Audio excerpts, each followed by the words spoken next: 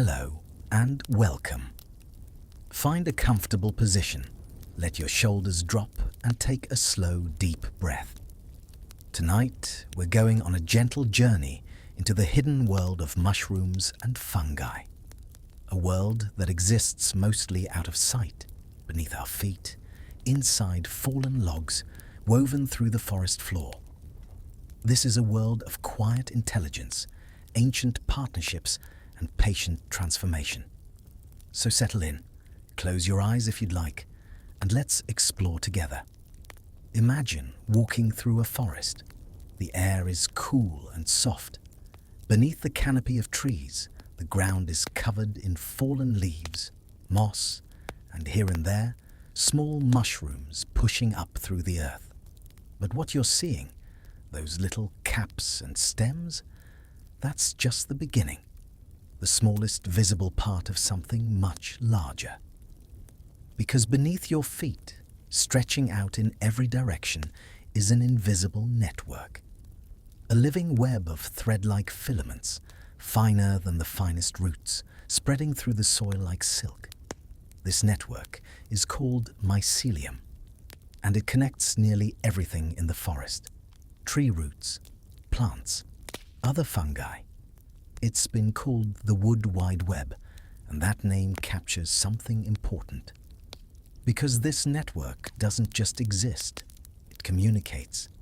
Trees, through their roots and through these fungal threads, can send nutrients to one another. A mother tree, large and old, can feed her saplings through this underground system. Trees under stress can send warning signals. Trees with excess sugar can share with those in shadow. The fungi are the messengers, the wires, the living internet of the forest floor. They connect to tree roots in what scientists call a mycorrhizal relationship. The tree provides the fungus with sugars made through photosynthesis in the leaves above. And in return, the fungus extends the tree's reach, gathering water and minerals from far beyond where roots alone could go. It's a partnership hundreds of millions of years old. And it's happening right now in nearly every forest, every garden, every place where plants and fungi meet in the soil. Some of these networks are vast beyond imagining. A single fungal organism can spread across acres, miles even, growing slowly, patiently, year after year, connected by threads so thin you'd need a microscope to see them clearly. But together, woven into a living mat, they form something powerful, something resilient, and something that reminds us we're never truly alone in nature. Everything is connected. Everything is in conversation. Scientists have discovered that these networks do even more than we first understood. When a tree is attacked by insects, it can send chemical warning signals through the fungal network to neighboring trees. Those neighbors receiving the signal begin producing defensive compounds before the insects even arrive. It's a kind of immunity shared across the forest, a collective defense system coordinated by fungi. And the network shows preferences. Mother trees, those tall ancients that have stood for centuries, seem to recognize their own offspring. They direct more resources to their own seedlings than to strangers. But they don't withhold entirely. Even unrelated trees receive some support. It's a balance. Kin selection, yes, but also community care. The forest as a collective, where individual survival is linked to the health of the whole. This changes how we think about forests. They're not collections of individual trees competing for light and resources. They're superorganisms, communities. With the fungi serving as the nervous system, the communication network that makes cooperation possible. And this has been happening since long before humans walked the earth. The trees and fungi worked out this arrangement millions of years ago and they've been refining it ever since. Take another slow breath. Let that image settle. The forest floor as a place of constant, quiet communication. A place where help is always being offered, resources always being shared. Now let's look a little closer at what fungi actually are. Because for a long time we misunderstood them. For centuries, people thought mushrooms were plants. It made sense. They grow from the ground. They don't move. They seem rooted in place. But fungi are not plants. In fact, genetically, they're closer to you and me, closer to animals than to the flowers and trees around them. This surprises most people. But it's true. Fungi don't photosynthesize. They have no chlorophyll, no green cells turning sunlight into energy. Instead, they do something different. They digest the world around them, externally. They release enzymes, powerful chemicals that break down complex materials. Dead wood, fallen leaves, even stone, slowly, over time. These enzymes dissolve the material outside the fungal body, turning it into simpler compounds. Then the mycelium absorbs those nutrients directly. It's a kind of inside-out digestion. And it makes fungi nature's great recyclers. The patient breakers down of all that has lived and died. Without them, the world would be buried under layers and layers of dead plant matter. Forests would choke on their own fallen leaves. Nutrients would stay locked away, unavailable. But fungi free those nutrients. They break the complex back into the simple, and in doing so, they make life possible for everything else. They breathe too, just like us, taking in oxygen, releasing carbon dioxide, not through lungs, of course, but through their entire structure. Another way, they're quietly more like animals than plants, existing in that strange in-between kingdom. Not plant, not animal, but something older, something that found its own path millions of years ago and has followed it ever since. There's something comforting in that, in knowing that life found more than one way forward, that nature is full of these unexpected solutions, these sideways answers to the question of how to survive and grow. Fungi remind us that there's no single right way to be alive.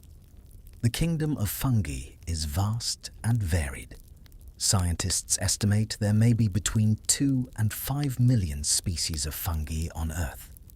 But so far, we've only identified and named about 150,000. That means the vast majority of fungal diversity is still unknown to us, still waiting to be discovered. Hidden in soils we haven't sampled, in forests we haven't explored, in the depths of oceans, in caves, in deserts. Every year, researchers discover hundreds of new species, each one with its own strategy for survival, its own ecological role, its own chemical toolkit. And each discovery adds to our understanding of how life works, how ecosystems function, how the planet maintains its balance. Let your breathing slow even more. Feel the weight of your body sinking down. And now, let me tell you about one fungus in particular, one that's so large, it's hard to believe. In the Blue Mountains of Oregon, there's a forest. From above, it looks like any other forest. Trees, undergrowth, streams cutting through the landscape. But underneath, invisible to anyone walking through, there's a single living organism. One individual, and it spans more than 2,000 acres. This is Armillaria ostoyi, the honey mushroom. But calling it a mushroom doesn't capture the scale. Above ground, yes, you'll see clusters of honey-colored mushrooms in the fall, growing from the base of trees. But those are just the fruiting bodies, the reproductive parts. The organism itself is the mycelium, spreading through the soil, connecting tree to tree, growing ever outward. Scientists discovered it by testing the DNA of mushrooms across this vast area, and they found something astonishing. It was all the same individual, the same genetic signature repeated across thousands of acres. One organism, one life, growing slowly, steadily for an estimated 2,000 to 8,000 years. Imagine that. Something alive today that was alive when ancient Rome was young, when the pyramids were already ancient themselves, growing quietly beneath the feet of deer and elk, beneath the roots of firs and pines through seasons and centuries. Patient beyond our understanding of patience. It feeds on the roots of trees, yes. It's a parasite in that sense. But even that relationship is more complex than it first appears. The forest ecosystem has adapted around it. Nutrients cycle through. Dead trees fall and feed the soil. And the fungus continues its slow expansion, a few inches or feet each year. It kills some trees, creating gaps in the canopy where light reaches the forest floor, allowing new growth. In this way, it shapes the forest. It creates diversity, openings where different species can take hold. The way it grows is methodical. The mycelium spreads outward from a central point, moving through the soil like an advancing tide. When it encounters a tree root, it produces specialized structures called rhizomorphs. These are thicker, tougher strands of mycelium that look almost like black shoestrings. They can grow through soil that's too dry or too poor in nutrients for normal mycelial threads. They're explorers, pioneers, extending the organism's reach into new territory. Once a rhizomorph reaches a susceptible tree, the fungus penetrates the bark and begins growing into the sapwood, the living tissue just beneath the bark. It feeds on the tree's sugars and starches, slowly weakening it. The tree may survive for years, even decades, with the infection. But eventually, it dies. And when it falls, the fungus produces those honey-colored mushrooms, releasing billions of spores that will drift on the wind, searching for new forests to colonize. There's something humbling in this, in the realization that time moves differently for different forms of life. That beneath the world we see and move through quickly, there are slower rhythms, deeper patterns, lives measured not in decades, but in millennia. It invites us to slow down too, to remember that not everything needs to happen quickly. That patience is its own kind of wisdom. This organism has witnessed the passage of so much time. It was alive during the medieval period, during the age of exploration, during the Industrial Revolution. It was growing when the first humans crossed the Bering Land Bridge into the Americas. And it will likely continue growing long after we're gone, if we leave the forest intact. There's a kind of immortality in this. Not the immortality of a single unchanging form, but the immortality of continuous growth, continuous adaptation, continuous presence. Breathe in, breathe out. Feel yourself settling deeper into stillness. And now, imagine walking through a forest at night. The moon is hidden behind clouds. The darkness is nearly complete. But as your eyes adjust, you notice something. A faint glow. Soft green light, barely visible, coming from the base of a tree. You move closer and you see it. Mushrooms. Small, delicate and glowing, emitting their own gentle light into the darkness. This is real. This happens. Around the world, more than 80 species of mushrooms are bioluminescent. They glow. Throughout history, people have noticed this and given it names. Foxfire, fairy fire, the light of decaying wood, where fungal mycelium has grown into the timber, causing it to glow faintly in the dark. In Japan, they call one species the green pepe. In Brazil, there are glowing mushrooms bright enough to read by, according to some reports. Indigenous peoples have used them as natural lanterns, marking trails through nighttime forests. And scientists now understand the chemistry behind this magic. The mushrooms produce a compound called luciferin. When it reacts with oxygen and an enzyme called luciferase, light is released. It's the same basic process that makes fireflies glow, though the specific molecules are different. And fungi do this for a reason. The light attracts insects. The insects brush against the mushroom's gills, picking up spores. Then they carry those spores away into the night, helping the fungus reproduce and spread to new locations. It's a quiet kind of genius, a solution evolved over millions of years. Light in darkness, drawing life close, creating connection.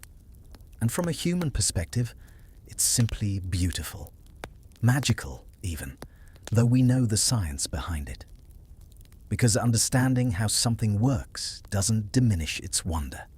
If anything, it deepens it. The light produced by these mushrooms is cold light. It generates no heat, unlike fire or an incandescent bulb. All of the energy goes into producing photons, light particles. It's incredibly efficient. Human engineers have studied bioluminescence, hoping to create better lighting systems, ones that waste less energy as heat. Different species glow with different intensities. Some are so faint you can barely see them even in complete darkness. Others are bright enough to illuminate the ground around them. The ghost fungus, found in Australia and Asia, is one of the brightest.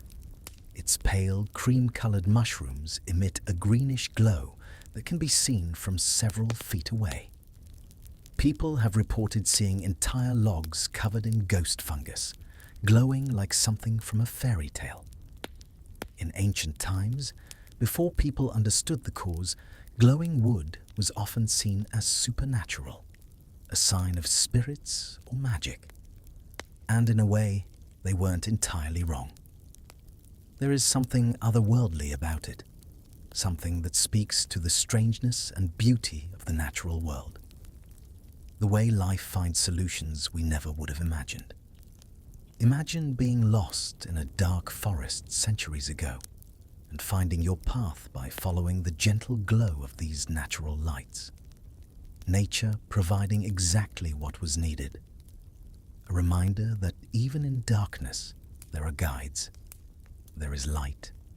Sometimes you just have to wait for your eyes to adjust and notice what's already there. The phenomenon isn't limited to mushrooms either. The mycelium itself can glow. If you break open a log infected with luminescent fungi, the threads inside may emit light. It's faint, but it's there. A network of tiny lights spreading through the wood. And at certain times of year, when conditions are right, the forest floor can be dotted with dozens of these glowing spots, a constellation on the ground. Let that image fade gently, the glowing mushrooms in the dark. And now, let's go somewhere unexpected. Let's go to space. Fungi have traveled beyond Earth. Astronauts have taken them to the International Space Station, not as food, but as subjects of study. And what scientists have discovered is remarkable. Fungi adapt to space. They grow in zero gravity, their mycelium spreading in 3 dimensions in ways it never could on Earth. They survive radiation levels that would be harmful to most life. Some species even seem to grow faster or produce more protective compounds in response to cosmic radiation. One species, in particular, has captured scientific attention. A black fungus, rich in melanin, that was found growing on the walls of the destroyed Chernobyl nuclear reactor. This fungus wasn't just surviving in a highly radioactive environment, it was thriving. Scientists discovered that its melanin, the same pigment that colors human skin and hair, was actually using the radiation, converting it into chemical energy, much like plants use sunlight in photosynthesis. This process, called radiosynthesis, has profound implications. It suggests that fungi could potentially help protect astronauts on long space journeys, absorbing radiation and converting it to something useful. It suggests that fungi could be part of the solution for growing food on Mars or on long voyages beyond Earth. These organisms, which seem so rooted to soil and decay, might actually be key to humanity's future among the stars. Researchers are exploring the possibility of using fungi as living radiation shields.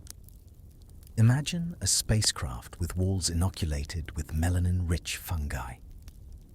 As the ship travels through space, bombarded by cosmic rays and solar radiation, the fungi absorb that radiation and convert it to energy, using it to grow and repair themselves. They become a self-healing, self-sustaining protective barrier. It sounds like science fiction, but experiments are already underway. Fungi could also help with food production in space. On long missions, astronauts will need to grow their own food. But plants grown in space face challenges. The soil, if you can call it that, lacks the microbial life that makes Earth's soil fertile. But if we introduce the right fungi, creating mycorrhizal relationships with crop plants, we can dramatically improve their growth. The fungi help the plants absorb nutrients more efficiently. They protect against pathogens. They even help the plants cope with stress. And fungi themselves can be food. Many species are edible and nutritious. They're high in protein, vitamins, and minerals. They can be grown on waste materials, breaking down what would otherwise be garbage and turning it into something valuable. On a long space mission or in a Mars colony, fungi could be the recyclers, the soil builders, the crop partners, and the food source all at once. But even beyond the practical implications, there's something moving in this, in the tenacity of life, in the way living things find purchase even in the harshest environments. Fungi have survived every mass extinction Earth has seen. They've adapted to nearly every environment, from Antarctic ice to desert soils to the depths of the ocean. And now, perhaps, they'll adapt to space. They've been found in acid mine drainage, where the pH is low enough to dissolve metal. They've been found in the driest deserts, lying dormant for years until a rare rain awakens them. They've been found in frozen Arctic soils, growing at temperatures that would kill most organisms. They've been found miles underground, in rocks deep beneath the Earth's surface, living on minerals and trace amounts of energy. This adaptability is written into their nature. Fungi are generalists in the best sense. They can shift their metabolism to use different food sources. They can produce different enzymes to break down different materials. They can alter their growth patterns to suit different environments. They are, in many ways, the ultimate survivors. It's a reminder of resilience, of the way life persists, changes, finds new paths forward. No matter what comes, life continues. It transforms, it endures, and there's comfort in that, on a deep level. A reassurance that adaptation is possible, that survival in one form or another is written into the nature of living things. Take a slow, deep breath. Let your mind drift, gentle and easy. And now I want to tell you about something strange and wonderful. something that challenges our very definition of intelligence. There's an organism called Physarum polycephalum. It's commonly known as a slime mold, though it's not actually a fungus. It's in a group of its own. But it shares many characteristics with fungi, and its story is too fascinating not to include. This organism is a single cell, one cell, but it can grow to cover several square feet. It's a bright yellow branching network that flows slowly across the forest floor, engulfing bacteria and nutrients as it moves. It has no brain, no neurons, no central nervous system at all. And yet, it can solve complex problems.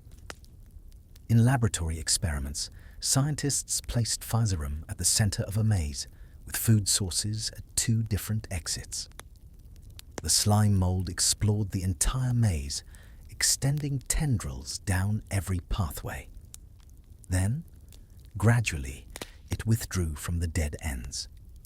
Within hours, it had found and maintained only the shortest possible routes between the food sources. It solved the maze, with no brain. In another experiment, scientists placed oat flakes, which the slime mold loves, in a pattern matching the major cities around Tokyo. Then they placed Physarum in the position of Tokyo itself. The slime mold spread out, connected the food sources, and created a network.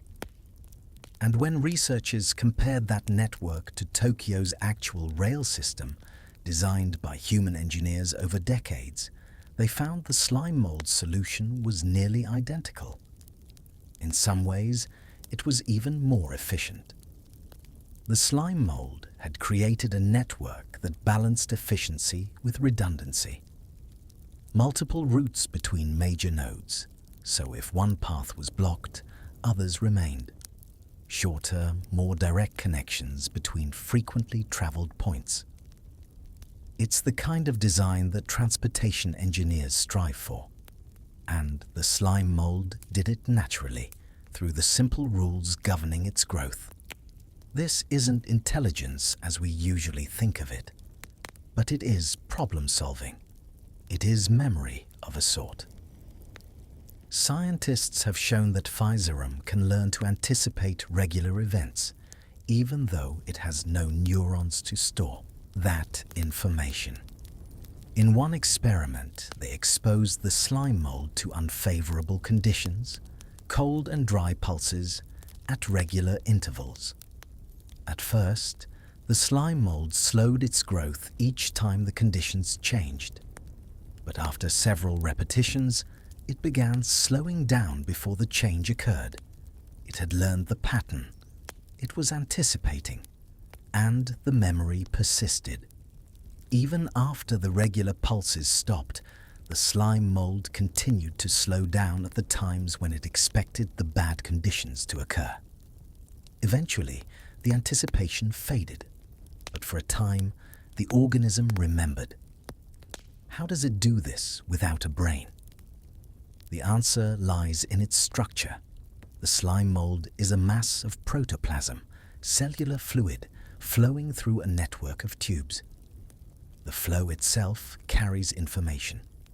When the slime mold encounters food, the flow increases in that direction. When it encounters something harmful or unpleasant, the flow decreases. These flows interact, creating feedback loops. And from those simple interactions, complex behavior emerges. It's a form of distributed intelligence. There's no central processor making decisions.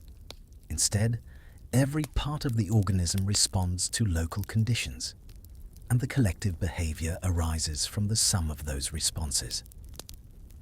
It's similar in some ways to how ant colonies work, or how neural networks in our brains process information. Many simple units, following simple rules, creating complexity. What this tells us is profound. Intelligence takes many forms. Awareness doesn't require a brain. The ability to respond to the world, to remember, to choose, These capacities are woven into life itself at many levels. We are not separate from nature by virtue of our thinking minds. We are part of a much larger spectrum of awareness, of responsiveness, of being. The slime mold, flowing slowly across a log, is engaged with its world. It is present. It is, in its own way, aware. And that expands our understanding of what consciousness might be, what mind might mean. It invites humility and wonder. Some researchers have even used slime molds to explore mathematical and computational problems. The organism's ability to find efficient networks makes it useful for optimizing things like road systems, supply chains, even computer networks. A biological computer solving problems through growth rather than calculation. And it's not alone. Other simple organisms show similar capabilities. Fungi, too, demonstrate forms of learning and memory. They can learn to navigate their environment more efficiently. They can remember where they've found food before.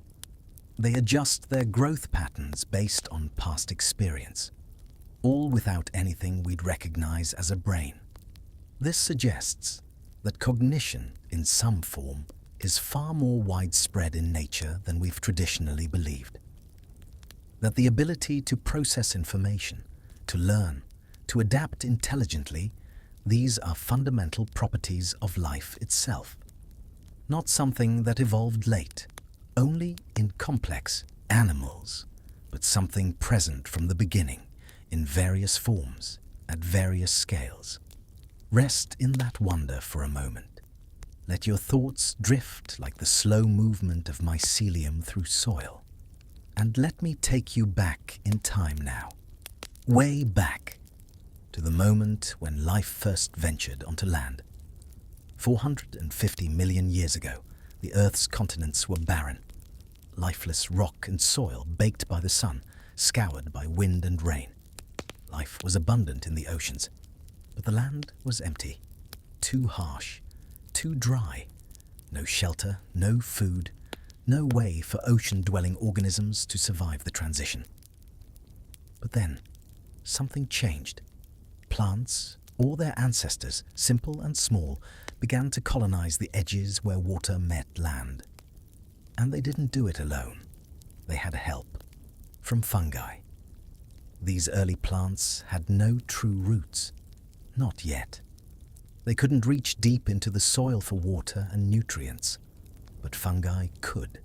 Fungal filaments wrapped around and penetrated the simple structures of these first land plants. The fungi gathered water and essential minerals, phosphorus and nitrogen, and delivered them to the plant. In exchange, the plant shared the sugars it made from sunlight. A partnership, a symbiosis. It's called a mycorrhizal association, and it may be the reason complex life exists on land at all. Without fungi, plants might never have survived that first colonization. And without plants, there would be no foundation for the ecosystems that followed. No insects, no amphibians, no dinosaurs, no birds, no mammals, no us. The evidence for this partnership is written in stone. Paleobotanists have found fossils of the earliest land plants, dating back more than 400 million years. And in those fossils, they found fungal structures, hyphae, the threads of mycelium preserved within the plant tissues. The partnership was there from the beginning. In fact, some scientists believe fungi may have colonized land even before plants. There's evidence of fungal-like organisms in even older rocks, dating back nearly 500 million years. These early fungi may have prepared the way, breaking down rock into the first primitive soils, creating conditions where plants could eventually take hold. It's hard to overstate how significant this is. Soil, as we know it, doesn't exist without life. Bare rock, even when weathered and broken down, isn't soil. It becomes soil only when organic matter is added. When fungi and bacteria begin to colonize it, breaking down what dead material there is, creating structure, adding nutrients. The early fungi, living on whatever organic compounds they could find, perhaps washed up from the oceans or created by simple photosynthetic organisms, began that process. And when plants arrived, the fungi were ready. The partnership formed quickly in evolutionary terms. And it stuck, because it worked. The plants could photosynthesize, turning sunlight into energy. But they struggled to get the raw materials they needed from the soil. The fungi could access those materials, but couldn't photosynthesize. Together, they had everything they needed. This ancient partnership is still happening. Today, right now. More than 90% of all plant species form mycorrhizal relationships with fungi. Flowers in your garden, trees in the forest, grasses in prairies, all connected to fungi, all sharing resources through that underground network. There are different types of mycorrhizal associations. In some, the fungal threads wrap around the outside of the plant roots, forming a sheath and penetrate between the cells but not into them. This is called ectomycorrhizal, and it's common in trees like oaks, pines, and birches. In other types, the fungal threads actually penetrate into the root cells, forming intricate branching structures called arbuscules. This is arbuscular mycorrhizal, and it's found in most herbaceous plants, grasses, and many crops. Both types do essentially the same thing. They extend the plant's reach. A root system, even a large one, can only access the soil immediately around it. But fungal hyphae are much finer than roots. They can penetrate tiny spaces in the soil that roots can't reach, and they can extend much farther. A single plant's root system might be supplemented by miles of fungal threads, literally miles. The surface area available for absorbing nutrients increases 100-fold or more. And the fungi are better at it. They produce enzymes that can break down organic matter in the soil, releasing nutrients that would otherwise remain locked away. They can extract phosphorus from rock particles, something plant roots cannot do efficiently. They can absorb water from nearly dry soil. They are specialists refined by hundreds of millions of years of evolution at this one crucial task. In return, the plant provides sugars. Photosynthesis captures energy from sunlight and stores it in the chemical bonds of glucose. The plant uses some of this for its own growth, but a significant amount, sometimes as much as 30%, goes to the fungi. It's a huge investment, but it pays off. Plants with mycorrhizal partners grow larger, stronger, healthier. They're more resistant to drought, more resistant to disease, better able to compete with their neighbors. Think about that. Every time you see a tree, you're seeing only half the organism. The other half is below, invisible, woven through the soil. The tree and the fungus, partners for life. Just as their ancestors were partners 450 million years ago. There's a continuity in this that's almost sacred. An unbroken thread of cooperation stretching back through unimaginable spans of time. Life helping life. Not through competition, though that exists too, but through collaboration, through mutual support. It's a reminder that we are all part of something larger, something interconnected, and that the deepest patterns in nature are patterns of relationship. And here's something even more beautiful. The mycorrhizal networks don't just connect one plant to one fungus. They connect multiple plants to multiple fungi, A single fungal individual might be partnered with dozens of different plants, and a single plant might be connected to dozens of different fungal species. The network is complex, redundant, resilient. If one connection fails, others remain. This creates a kind of safety net. A young tree struggling in the shade can receive help from larger trees through the network. An old tree, damaged by a storm, can be supported by its neighbors. The forest becomes more than a collection of individuals. It becomes a community, and the fungi are the glue holding it together. Breathe deeply, let your body relax completely. Feel the stillness around you.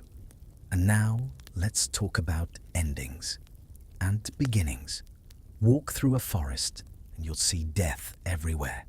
Fallen trees, their bark peeling away. Broken branches covered in moss. Layers of leaves from seasons past, slowly crumbling. And if you look closely, you'll see mushrooms, growing from the dead wood, sprouting from the leaf litter. They're everywhere that things are dying and decaying. This might seem grim, but it's not. It's essential, because fungi are the great decomposers of the world. They break down the dead and return it to the living. Without them, nutrients would remain locked away in fallen trees and dead plant matter. The forest floor would pile higher and higher with debris, carbon and nitrogen locked away, unavailable. The cycle of life would stop. But fungi don't let that happen. Their enzymes break down even the toughest materials. Lignin, the compound that makes wood woody, is incredibly difficult to decompose. Most organisms can't do it. Bacteria struggle with it. Even many fungi can't manage it efficiently, but some fungi specialize in it.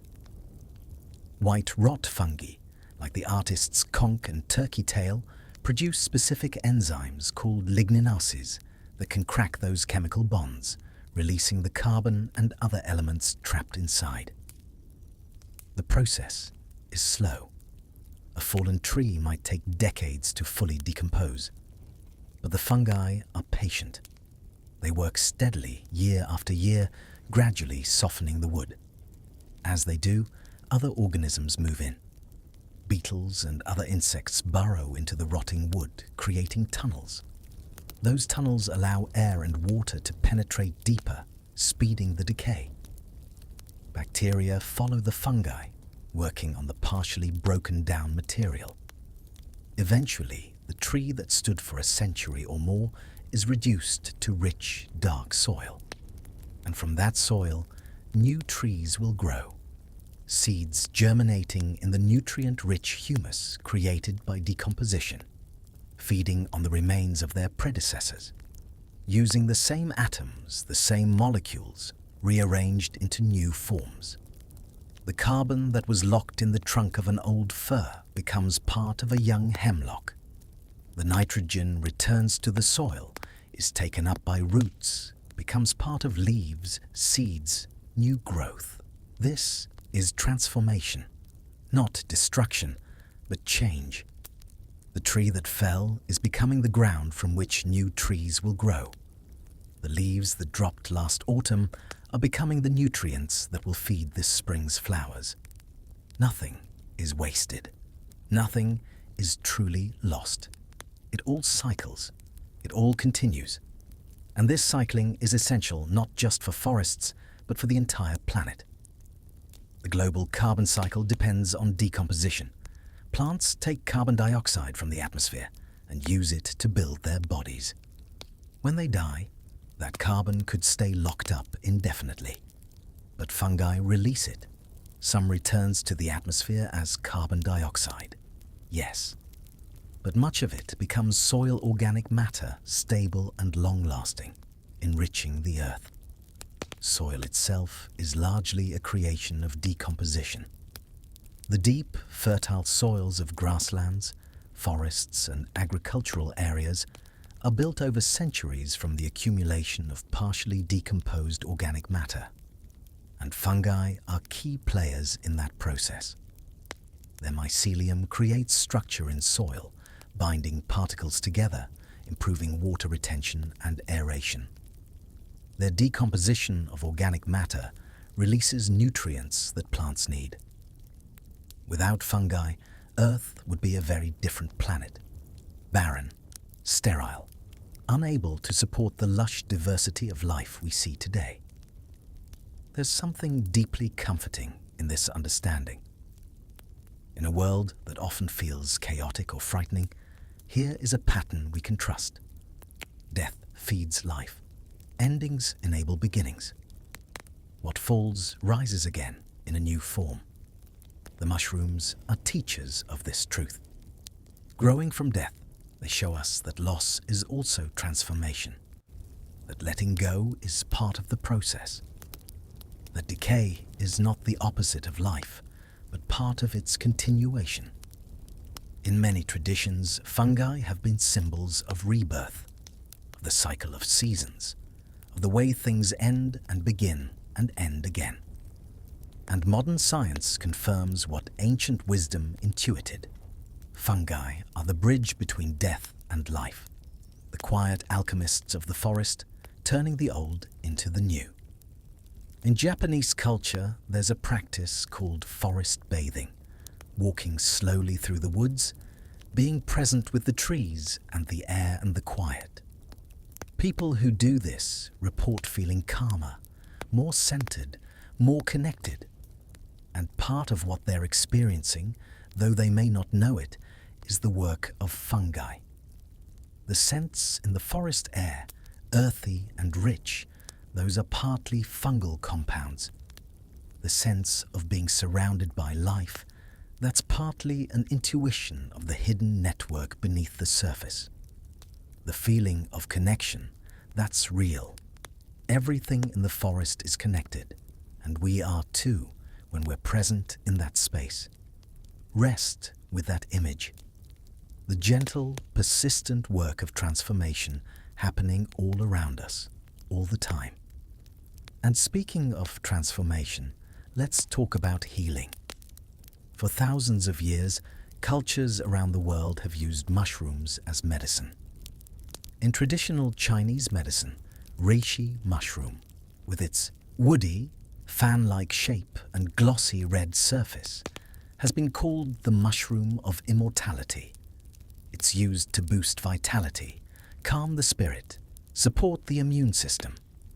It's been considered so valuable that ancient emperors reserved it for their exclusive use. Lion's mane, with its cascading white tendrils that really do resemble a lion's mane, has been used to support memory and mental clarity. Modern research has found that it contains compounds that stimulate the production of nerve growth factor, a protein essential for the health of neurons. Studies suggest it may help with cognitive decline, with nerve damage, even with mood disorders like depression and anxiety. Chaga, a dark, crusty fungal growth found on birch trees, has been used in Siberia and across Eastern Europe for centuries. It's brewed into tea for immune support, for energy, for overall vitality. It's packed with antioxidants and has been studied for its potential anti-inflammatory and anti-cancer properties. Cordyceps, a strange and fascinating fungus that parasitizes insects, has been used in Tibetan and Chinese medicine for stamina and energy. Athletes have used it to enhance performance. Research suggests it may improve oxygen utilization and increase ATP production, the cellular energy currency. Turkey tail, named for its colorful, fan-like appearance resembling a wild turkey's tail, has been extensively studied for its immune-modulating effects. It contains polysaccharides that seem to help the immune system fight infections and even cancer. In Japan and China, extracts from turkey tail have been approved as adjunct cancer treatments, used alongside chemotherapy and radiation. These aren't just folk remedies, though folk wisdom preserved them. Modern research is finding real, measurable benefits in many medicinal mushrooms. Compounds that support immune function, antioxidants that protect cells from damage, anti-inflammatory agents that reduce chronic inflammation, a factor in many diseases. Some show promise in cancer research, others in cardiovascular health, still others in supporting brain function and mental health. And then, in 1928, a scientist named Alexander Fleming made one of the most important discoveries in medical history. He returned to his laboratory after a vacation to find that one of his bacterial cultures had been contaminated by mold. And around that mold, the bacteria had died. The mold was producing something that killed bacteria. He identified the mold as belonging to the genus Penicillium, and he called the antibacterial substance penicillin. That discovery changed the world. Before antibiotics, a simple infection could be deadly. A cut, a wound, an infected tooth, any of these could lead to sepsis and death. Childbirth was far more dangerous. Surgery was fraught with risk, because even if the operation succeeded, infection often followed. Diseases like pneumonia, tuberculosis, and syphilis killed millions. Penicillin and the antibiotics that followed saved countless millions of lives. It's estimated that antibiotics have added 10 to 20 years to the average human lifespan. They've made possible modern surgery, cancer treatment, organ transplants, all procedures that would be impossibly risky without effective antibiotics to prevent and treat infections. And it came from a fungus, a humble mold doing what fungi do, competing with bacteria for resources, producing chemicals to protect itself. Fleming's genius was in recognizing the significance of what he saw. But the fungus had been making penicillin for millions of years. We just finally noticed. Since then, many other antibiotics have been derived from fungi. Cephalosporins, another major class of antibiotics, come from fungi. And researchers continue to search for new antimicrobial compounds in fungal species, especially as antibiotic resistance becomes an increasingly serious problem. More recently, research into psilocybin, the compound found in certain mushrooms, has shown profound promise in treating depression, anxiety, PTSD, and addiction. Clinical trials have found that, in controlled therapeutic settings, psilocybin can help people break free from entrenched patterns of negative thinking, can help them find new perspectives, can reduce fear and increase feelings of connectedness and meaning. Participants in these studies often describe the experience as one of the most meaningful events of their lives. They report feeling more open, more compassionate, more aware of their connection to others and to nature. And these effects persist. Follow-up studies months or even years later show lasting improvements in mood, anxiety, and overall well-being. The mechanism isn't fully understood, but psilocybin seems to temporarily disrupt the default mode network in the brain, the system responsible for our sense of self and our habitual patterns of thinking.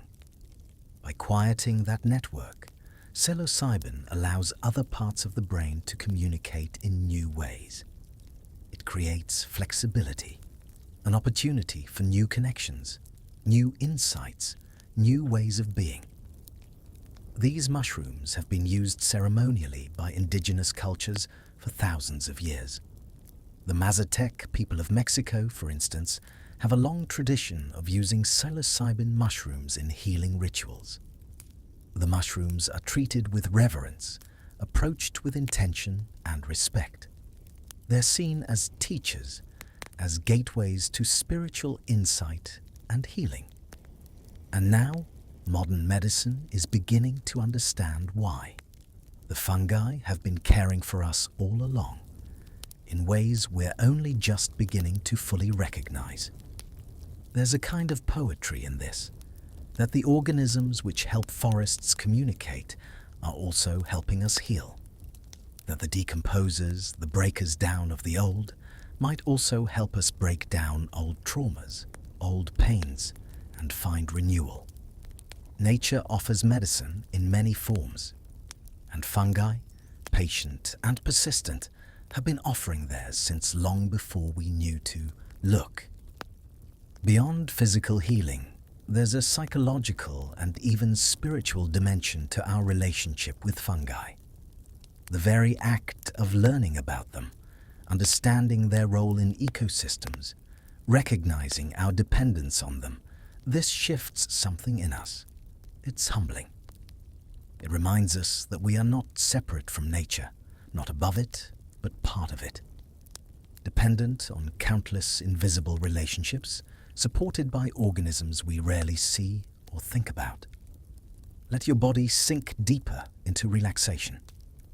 Feel gratitude for the healing that exists in the world, in forms large and small, known and yet to be discovered. And now, let me tell you about travelers. Tiny, patient travelers that move through time. When a mushroom releases its spores, it doesn't release dozens or hundreds. It releases billions. A single large mushroom, one you might see in the woods, can produce 16 billion spores. Some estimates run even higher. Tiny microscopic particles, each one carrying the genetic information to grow into a new mycelium. They're released into the air, and from there, they go wherever the wind takes them.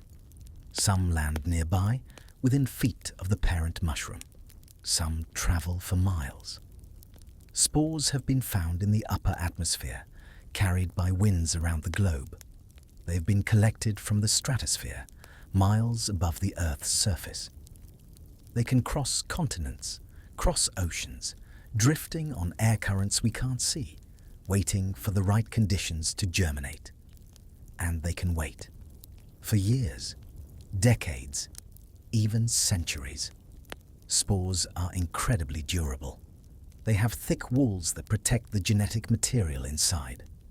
They can survive extreme temperatures, from well below freezing to temperatures that would cook most cells.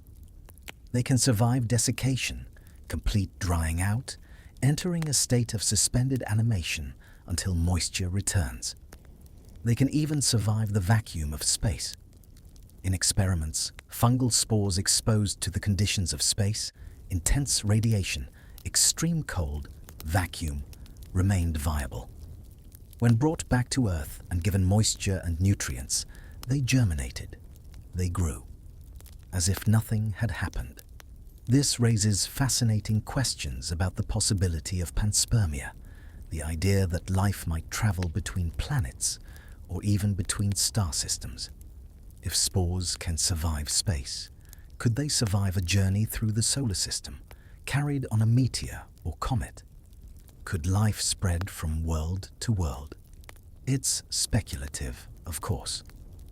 But the durability of spores makes it at least plausible. And it reminds us of how tough life can be, how persistent. This means that every breath of air contains spores, every surface we touch. They're everywhere, invisible, patient. Most will never find the right conditions to grow, but some will. They'll land in a place with the right moisture, the right nutrients, the right temperature, and they'll germinate. Send out a tiny thread of mycelium. Begin the process of growth. The odds for any individual spore are vanishingly small. Out of billions released, perhaps only a handful will successfully establish a new colony. But the strategy works. By producing such enormous numbers, fungi ensure that some will survive. It's a numbers game, played across vast scales of space and time. And when a spore does germinate, it faces another challenge. It needs to find a compatible partner. Many fungi require two different mating types to come together to form a fertile mycelium. A spore germinates, grows a tiny bit of mycelium, and then it waits, searching chemically for another mycelium of the opposite mating type. When two compatible mycelia meet, they fuse, and only then can they form the full reproductive structure, the mushroom. So even after successfully germinating, after surviving the impossible odds of finding the right place to land, the young mycelium must still find a mate. It's a precarious existence. And yet, everywhere you look, there are fungi. In every handful of soil, there are miles of fungal hyphae. In every forest, thousands of species. The strategy works because the numbers are so vast. Billions of spores, millions of attempts, thousands of successes. There's something beautiful in this patience, in the way life casts itself out into the world with no guarantee of success, but with the certainty that some will survive, that some will find their place. It's hope in its most fundamental form. The faith that somewhere, sometime, conditions will be right and life will continue. Think of the mushrooms you've seen growing in unexpected places, between sidewalk cracks, on a telephone pole, in the middle of a lawn. Those spores traveled, they waited, and when the moment came, they grew. It's a reminder that life is persistent, opportunistic in the best sense, always seeking, always reaching toward possibility. The diversity of spores is remarkable too. They come in different shapes, different sizes, different colors. Some are round and smooth, some are covered in spikes or ridges. Some are elongated, almost like tiny cigars. These differences aren't random. They affect how the spores travel, how they stick to surfaces, how they survive different conditions. Some spores are sticky, designed to attach to insects or animals and be carried away.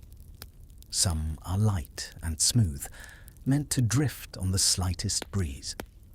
Some are heavy and drop close to the parent mushroom, ensuring that the new colony grows in a place where conditions are known to be suitable. Each species has evolved spores suited to its particular strategy, its particular environment. And the beauty of spores under a microscope is astonishing.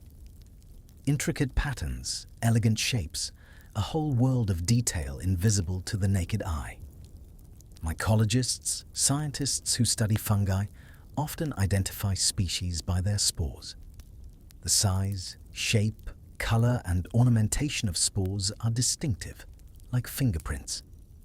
Breathe slowly, in and out. Feel yourself suspended in time, like a spore drifting through the air. And as we come toward the end of our journey together, let me bring all of these threads together. Let me remind you of the hidden world we've been exploring. Fungi are ancient, older than plants, older than animals in their current forms. They were among the first complex organisms on Earth, and they'll likely be among the last. They exist in nearly every environment, from the depths of the ocean to the heights of mountains, from tropical rainforests to Arctic tundra. Wherever there is organic matter, there are fungi, breaking it down, recycling it, making life possible. They are the unseen guardians of ecosystems, the communicators connecting trees in vast networks, the decomposers returning the dead to the cycle of life, the symbionts helping plants survive and thrive, the medicines healing bodies and minds, the mysterious glowing lights in dark forests, the tiny spores traveling through time and space, carrying the promise of new life. They challenge our definitions. Not plant, not animal, but something in between, something unique. Not intelligent in the way we usually mean, but solving problems, making decisions, adapting to their environment with a sophistication that defies simple explanation. Not conscious in the way we are, perhaps, but aware in their own fashion. Responsive, present, engaged with the world. They are larger than we usually realize. A single organism spanning thousands of acres, living for thousands of years. A network of mycelium containing more length than our bodies contain blood vessels, more surface area than our lungs. Hidden beneath every footstep, a world of connections and communication. They are more diverse than we've yet discovered.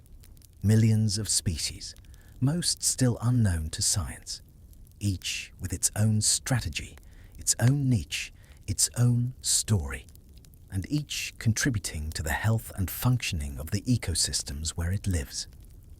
They are resilient beyond measure, surviving extremes of heat and cold, radiation and vacuum, desiccation and drowning, adapting to new environments, new challenges, persisting through mass extinctions that wiped out most other forms of life. Still here, still growing, still changing. And they remind us of connection, that beneath the surface of things there are always deeper patterns, that we are not separate from nature, but part of it, that life helps life, that death feeds life, that everything is cycling, transforming, continuing. The next time you walk through a forest or even through a park, take a moment to notice. Look for mushrooms pushing up through the leaves. Notice the dead logs slowly crumbling, covered in shelf fungi. Kneel down and brush aside the leaf litter, and you might see fine white threads, the mycelium, weaving through the soil. Recognize that beneath your feet, invisible, is an entire world, a network of life, communicating, sharing, transforming. And remember that you are part of that world. You are connected to it through breath, through the food you eat that was grown with the help of mycorrhizal fungi, through your own microbiome where fungal species live in balance with bacteria and other microbes. You are not a separate observer. You are a participant. You belong. Let that knowledge settle into your body, into your breath, into the quiet space between thoughts. You are part of something vast and ancient, something resilient, something that has been learning how to survive and thrive for hundreds of millions of years. The fungi teach us patience. They teach us the value of unseen work, the importance of connections we can't always see but can trust are there. They teach us that transformation is always possible, that what seems like an ending is also a beginning. They teach us that cooperation is powerful, that mutual support creates resilience. They teach us that intelligence takes many forms, that problem-solving doesn't require a brain, that awareness is woven into life at many levels. They teach us that beauty exists in unexpected places, in the glow of a mushroom in the dark, in the intricate pattern of spores under a microscope, in the silent network spreading beneath the forest floor. They teach us that life is tenacious, that it finds a way, that it adapts and persists and continues no matter what challenges arise. They teach us that time moves differently for different beings, that patience is a form of wisdom, that not everything needs to happen quickly. And perhaps most importantly, they teach us humility. We are not the only intelligent beings on this planet. We are not the most important, though we often act as if we are. We are part of a vast web of life, dependent on countless other species, supported by relationships we rarely acknowledge. The fungi were here long before us. They'll likely be here long after we're gone, if we allow them to be. They don't need us, but we need them, desperately. Without fungi, there would be no forests, no fertile soil, no cycling of nutrients, no antibiotics, no bread or beer or cheese. Our world would be unrecognizably different and far less hospitable to human life. So perhaps the greatest lesson the fungi offer is one of respect. Respect for the complexity of nature. Respect for the interconnectedness of all living things. Respect for the wisdom embedded in systems that have been evolving and refining themselves for hundreds of millions of years. When we damage ecosystems, when we poison soils with chemicals that kill fungi along with pests, when we destroy forests and the mycelial networks beneath them, we're not just losing trees. We're losing the connections that make forests work. We're breaking relationships that took millennia to establish, and we're undermining the very foundation of terrestrial life. But there's hope too, because fungi are resilient. Given a chance, they return. They recolonize damaged soils. They help ecosystems recover. And as we learn more about them, we're finding ways to work with them, to use them in restoration ecology, rebuilding damaged ecosystems, to use them in agriculture, reducing the need for chemical fertilizers, to use them in bioremediation, cleaning up pollution and toxic waste. The same enzymes that break down lignin in wood can break down certain pollutants, petroleum products, even some plastics. Fungi can extract heavy metals from contaminated soil, concentrating them in their fruiting bodies, which can then be removed. They can filter toxins from water. They're nature's cleanup crew, and we're learning to deploy them where they're needed most. This is the future. Not dominating nature, not trying to control every variable, but partnering with natural systems. Working with fungi and other organisms, understanding their needs, supporting their health, and letting them do what they do best. It's a shift in perspective. From seeing nature as a resource to exploit, to seeing it as a partner to respect. So rest now. Let these thoughts drift through your mind like spores on the wind. Let yourself be held by the knowledge that the world is more connected, more alive, more intelligent than we often realize, and that you are part of it all. Held in the web of life, supported by countless unseen relationships, participating in the great cycle of growth and decay and rebirth. Thank you for joining me on this journey through the hidden world of fungi. May you rest well. May you dream of mycelial networks spreading through the soil of your mind, connecting thought to thought, memory to memory. May you dream of glowing mushrooms lighting your path through darkness. May you dream of spores drifting on cosmic winds, carrying life to distant worlds. May you wake feeling like a spore that has found the right conditions, ready to send out new growth into the world. Ready to connect, to communicate, to participate in the great work of life. Ready to be part of the network, giving and receiving, supporting and being supported. The forest floor is breathing beneath us. The fungi are working their patient magic. The mycelium is spreading, connecting, communicating, and all is well. All is well. Rest now. Rest deeply. Let the quiet work of transformation happen within you. Let the old fall away and the new emerge. Let yourself be part of the cycle. The mushrooms will still be there in the morning, growing in the quiet places, doing their essential work, reminding us, if we pay attention, of what really matters. Connection, cooperation, patience, resilience, transformation, life. Rest now, dear traveler. The fungi will watch over the forest while you sleep, And when you wake, the world will still be humming with invisible life, still connected by threads you cannot see but can trust are there. You are held. You are part of it all. You are home. Sleep well.